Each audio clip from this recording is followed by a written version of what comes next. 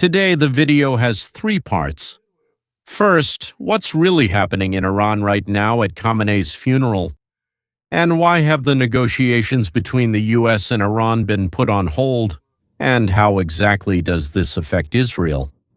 Second, I'll tell you a riddle about three people, about their habits, about their vices, and about how this riddle has been deceiving people in the same way for 200 years. You'll understand that the same method of deception is being used today.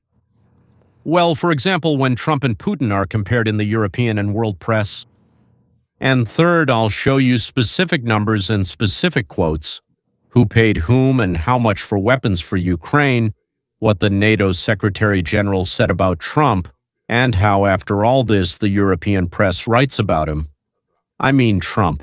Compare this with what Putin is doing and draw your own conclusions. Well, let's get started. Part 1. Iran.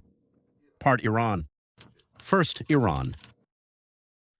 So, in Tehran, for the second day in a row, funerals are being held for the supreme leader of Iran, Ayatollah Khamenei, who died in February this year as a result of strikes by the US and Israel. This is a fact, confirmed by Israel as well. This is a fact, confirmed by numerous sources. The scale of the event is such that analysts are calling it one of the largest state funerals in the history of humanity. As the funeral procession continues, the main ceremony will be held in Tehran over several days.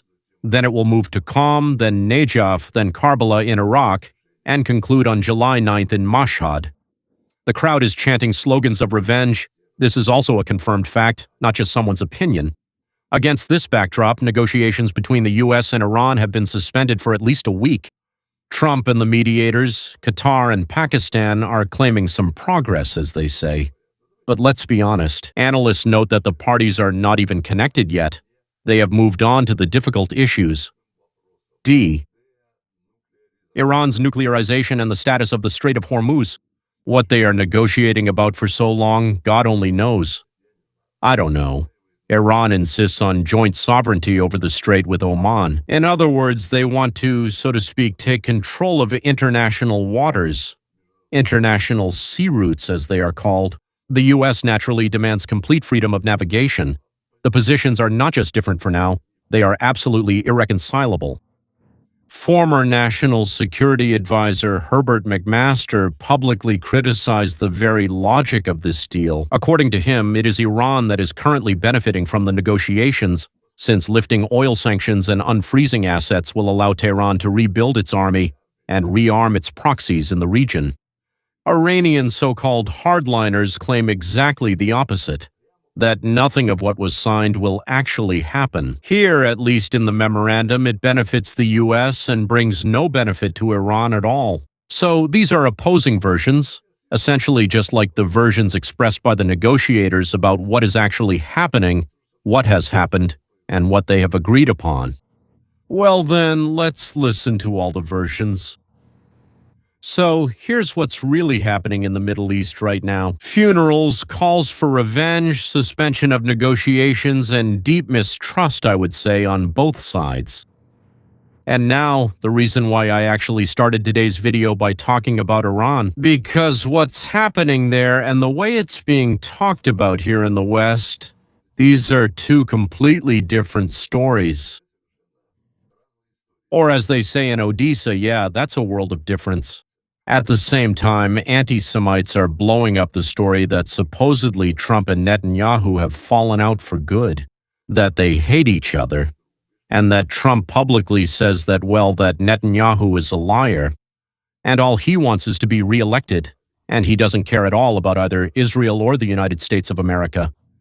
And what amazes me personally is that a lot of people fall for this. And these are people who seem to have a good opinion of Trump and say they understand what he's doing. And people who have a good opinion of Netanyahu and say they kind of understand what he's doing. But at the same time, they believe any nonsense, nastiness, idiotic, and moronic rubbish that appears on the internet, so that idiots and morons decide that it's the Jews who are to blame for everything again. Finally, Trump has begun to understand this. And I think so, and in a minute I'll show you why. Our own way of judging, the very one we use every day when evaluating politicians, is set up in such a way that it regularly leads us to incorrect conclusions. I'll show you this using what's called a 200-year-old puzzle. Part 2. The puzzle. Imagine you need to choose one of 3 candidates for the position of world leader. Here are their portraits. Candidate A befriends questionable politicians and consults with astrologers. He had, more than one mistress. He smokes one cigar after another and drinks 8 to 10 servings of hard liquor a day. Candidate 2, a world leader, was twice disgracefully expelled from power. He usually sleeps until noon, and if someone wakes him up before that, he screams bloody murder. In his youth, he used to use snuff. В молодости употреблял опиум. Well, no one knows when his youth ended, or if it ever ended at all. Every evening, he drinks almost a liter of brandy. This is a well-established fact. Candidate C is a decorated war veteran, a vegetarian, doesn't smoke, occasionally allows himself a glass of beer, and has never cheated on his wife. Here's the question: who are you voting for? If you, like the vast majority of people who have been asked this question, well, it's been asked many times over the last 20 years, you've chosen candidate C. Well, obviously in front of you is a disciplined, modest, and reliable person. So, just to be clear, candidate A is Franklin Delano Roosevelt, candidate B is Winston Churchill, and candidate C, well, the impeccable vegetarian and teetotaler, is Adolf Hitler. Now, take a moment and think about this. Discipline, sobriety, vegetarianism, marital fidelity. None of these qualities told you anything about whether this person would be the savior of civilization or its executioner. And the 2 people who saved the world from Nazism, Roosevelt and Churchill, judging by descriptions of their personal habits, looked like 2 irresponsible drunkards. The conclusion that follows from this is both simple and harsh. From a person's profile, by their habits, even by a person's words, gentlemen, even by a person's words, you cannot draw a reliable conclusion about whether this person will be a blessing or a disaster for their country and for the world. These are different categories. One does not follow from the other in any way, yet every time we fall for the same thing. And now I want to tell you another story about another person. This time not 3, but 1. Yes, the very quintessence of a loser in history. Someone like that just doesn't happen. He was born quite a long time ago, about 150, maybe even 200 years ago. At the age of 7, he was forced to work because his family was evicted. Okay, at 9, he lost his mother, at 19, he lost his sister, and at 22, he finally started his first business and immediately went bankrupt. At 23, he ran for the state legislature and lost. At 24, he borrowed money, started a new business, and immediately went bankrupt again. Wow. At 26, he finally met a woman, fell in love, got engaged, and she died. Well, it's not really his fault, as they say, but that's just his luck, yeah. After that, he fell into a deep depression and was physically bedridden for 6 months. But after half a year, he got up. Because he decided to run for office again and lost again at 31. Yeah, he tries to get elected again and loses again. At 33, he met a woman with whom he would spend the rest of his life, got married. They would have 4 children and 3 of them would die. At 34, he runs for Congress and loses. At 36, he loses again. At 41, his son dies. At 45, he runs for the Senate and loses again. And at 47, he decides that neither the Senate nor Congress nor local elections are for him and tries to run for Vice President of the United States. He didn't even get 100 votes. He didn't get 100 votes. What do you think happened to this man exactly 2 years after this last defeat, loss, humiliation, and the laughter of everyone around him? I forgot to mention his name was Abraham Lincoln. In 1860, 2 years after his defeat, he was elected President of the United States of America, and he became one of the most influential presidents in the history of this country. You may like him and his politics, or you may not. I personally don't like them very much, to put it mildly. But it's impossible to deny his influence on history. I don't mean that I dislike everything he did, no. There are some main things I really don't like, but that's not the point. That's not what this is about, yes. The fact that he had a huge influence on this country, the fact that he's the only one with this marble monument and so on. Yes, this is a man who went bankrupt, lost, couldn't do anything. He would go to bed depressed, lose again, and still keep going. By the way, since we're talking about this, let's remember Edison, right? He conducted 25,000 experiments before he found a filament material that would reliably produce light in bulbs. When another assistant would come to him and say, "Mr. Edison, it didn't work again," he would reply, "We just found one more way that doesn't work. Excellent." What do the Riddle, Lincoln story, and Edison story have in common? It's all the same. Our intuitive system of judging by outward signs, by the number of failures, by personal habits, is systematically wrong. When it comes to what a person will actually do, can do, and bring to the world. Now, the most interesting part, the cherry on top. We're still a long way from the best part, but it will be the most interesting part, as much of the world press is currently making the same mistake. And by the way, part of the American electorate as well when it comes to comparing two figures, let's say, that the whole world is talking about. I'll show you this with specific facts, numbers, and quotes, not emotions. I mean, they had emotions, but I'll be using facts, not emotions. Part 3, what is really happening? Wait. Let's start with the facts about who is actually doing what for Europe. What does the NATO Secretary General, the person responsible for the fate of the entire alliance, say about Trump, for example? Mark Riotto doesn't mince words. Donnie Trump is important for NATO and fully committed to the alliance. And then comes specifics, not emotions. Do you really think that Spain, Italy, Belgium, and Canada would have increased their defense spending from 1.5% of GDP to 2% without Trump? No way. That Italy would start spending $10 billion more on defense? No way. According to Riotto, the entire shift of NATO from 2% to now even 5% of GDP on defense, the goal that the alliance has set for 2035, would not have happened without the pressure from this particular president, namely President Trump, whom he calls Donnie.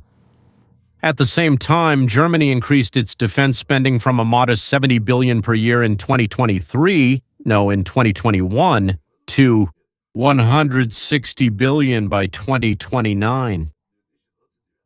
So, money for Europe's defense should come from Europe, not from America or anyone else. And not just pretending, but real money for Europe's defense from Europe. The weapons that reach Ukraine are now paid for by Europe. The pressure that made Europe start paying for its own security at all, where did it come from? From Pushkin? No, Pushkin has long been out of this story. From Trump. Well, now let's switch for a second to his counterpart. So Putin, what is Putin doing?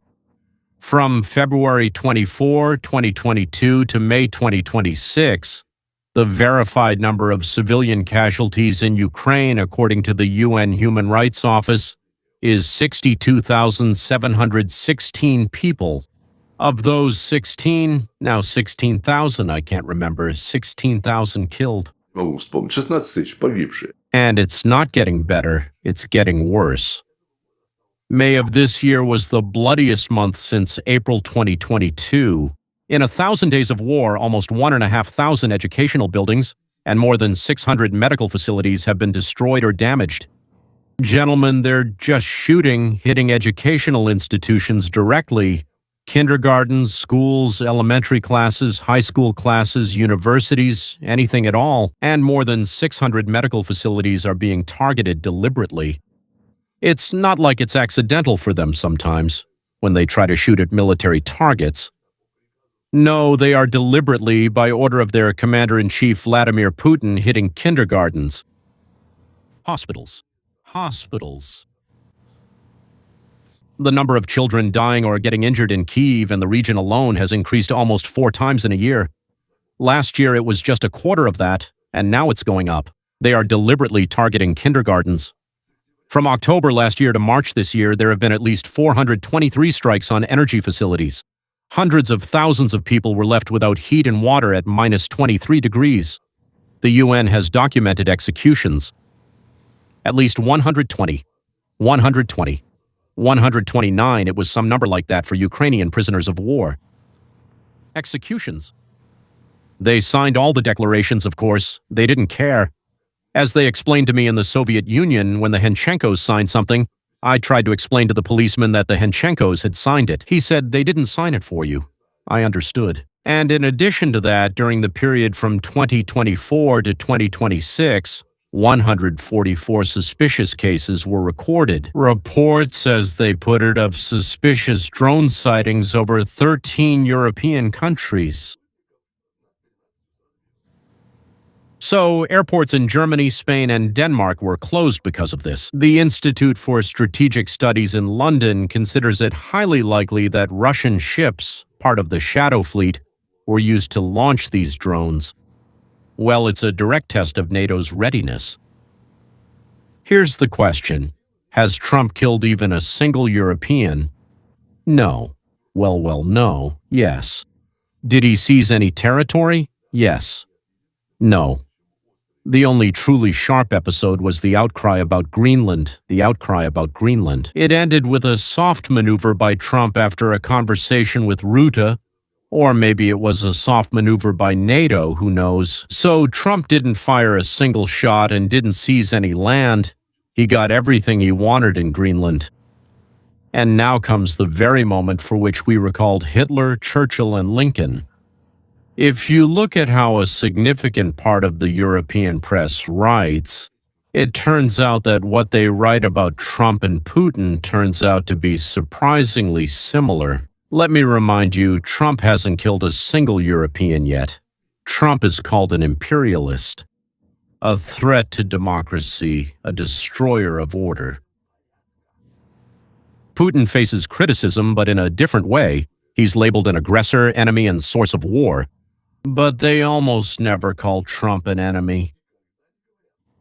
They almost never say that. They do say it, but almost never. It would seem there's a difference, right? That's the point. Just like in the riddle about Hitler and Churchill, people, entire nations, entire editorial teams, are much more interested in style, tone, manners, tweets, and personality. A politician's personal habits matter more to them than the real consequences of his actions for their lives. That's how they would have chosen Hitler for all of Europe. And they do choose, of course, yes, because he doesn't drink, because he doesn't eat rabbit meat, or some other such nonsense. Yes. He doesn't beat his wife, what a blessing. Yes, and Macron's wife beats him. Wonderful, very good, well done, Macrochin.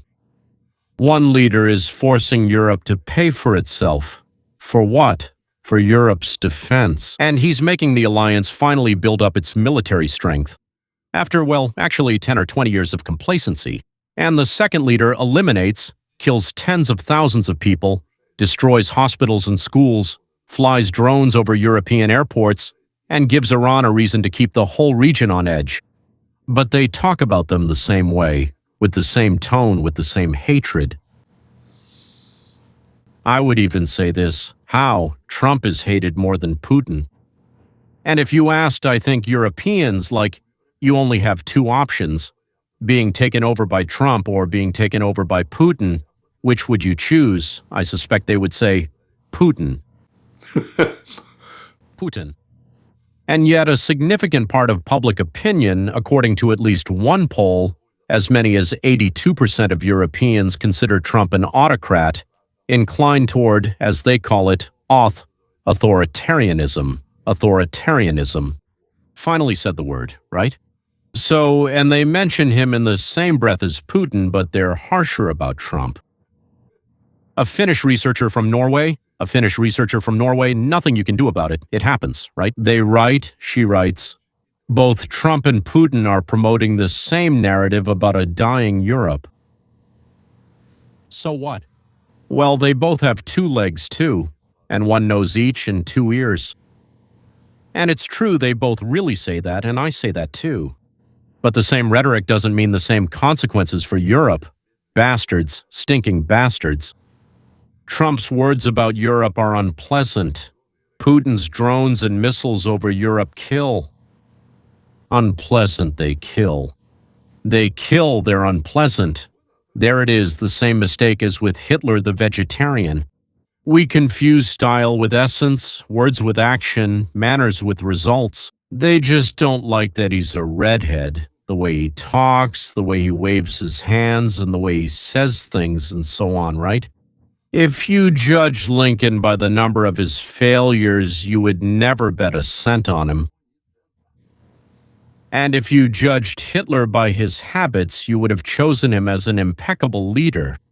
The same logical mistake is being made today by a part of the European electorate, a large part, and by part of the American electorate too, about half of it. They confuse what personally irritates them, tweets, this or that, manners, with what really determines the fate of their country: weapons, blood, money, life. And here is the lesson I want to leave you with today. Abraham Lincoln suffered defeat after defeat for almost 30 years in a row. Any reasonable observer in 1858 would have told you, this man is finished, a political failure, forget about him. And that observer would have been catastrophically wrong. The riddle about Hitler and Churchill teaches us the opposite. Even an impeccable personal reputation guarantees nothing. And so the only honest way to judge leaders is not by how much we like them or how they restrain themselves personally, but by what actually happens as a result of their decisions. How many people are alive? How much money does the taxpayer have left? How many cities have not been destroyed? I don't like jerks. The world is full of people who are ready to give up after the first failure. And it's full of people ready to judge after the first unpleasant tweet, after the second, the 16th, the 196th. And you, Lincolnites, Lincoln is a loser. Stay out of it. You've got an ugly mug. But history and Lincoln and Edison, by the way, yes. And even that old riddle about the three politicians show us again and again one thing. Correct conclusions require fact-checking and the willingness to separate what personally annoys us from what really matters. If only you could learn to do that, just that, and maybe a bit of chess too. Well, just half a chess move ahead, try to think about what this politician's decision will bring. Oh, how nice. No, think about what it will bring. Oh, all right. If you've watched up to this point, you've already taken the first step toward not making this mistake. If you found this video helpful, subscribe to my Telegram channel, Leon Vainstein US, where every day I post short reactions and news analyses that don't make it into the long format. Bye. See you in the next episode, ladies and gentlemen. And as always, no matter what, we have every reason to look to the future with optimism, because even the darkest periods in history have come to an end. And gentlemen, common sense prevails, and sometimes it takes so much time. But here, well, Donnie is already here, he has already arrived. So, make the most of it. Whether God, nature, I don't know who, or His Majesty chance sent him to us, grab it with both hands. That's all, that's it. Until next time.